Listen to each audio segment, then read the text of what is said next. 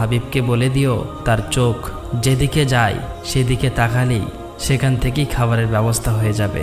এই কথা শোনা মাত্রই সাথে সাথে জিব্রাইল আলাইহিসসালাম হযরত মুহাম্মদ সাল্লাল্লাহু আলাইহি ওয়াসাল্লামের কাছে আসতে লাগলেন। তখন মুহাম্মদ সাল্লাল্লাহু আলাইহি ওয়াসাল্লাম সাহাবাদের নিয়ে বসেছিলেন, কিন্তু মা ফাতিমার এই কষ্ট যেন তিনি বুঝতে পেরেছিলেন। তার চোখে চিন্তা, গভীর এক ব্যাকুলতা। কেউ কিছু জিজ্ঞাসা করার আগেই তিনি সেখান থেকে মা ফাতিমার বাড়িতে যাবার উদ্দেশ্যে বেরিয়ে পড়লেন। ঠিক সেই সময় হযরত জিব্রাইল আলাইহিসসালাম এসে হাজির হলো। সালাম দিয়ে বললেন, ইয়া রাসূলুল্লাহ, আপনি খুবই চিন্তিত, কিন্তু চিন্তার কোনো কারণ নেই।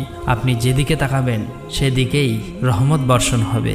তারপর সমস্ত কথা বললেন এবং জিব্রাইল আলাইহিসসালাম সেখান থেকে বিদায় নিলেন। এদিকে হযরত ফাতেমা রাদিয়াল্লাহু তাআলা আনহা ঘরের মধ্যে গিয়ে দেখলেন কচি শিশু হাসান হুসাইন ক্ষুধার্ত অবস্থায় কাঁদতে কাঁদতে ঘুমিয়ে পড়ে।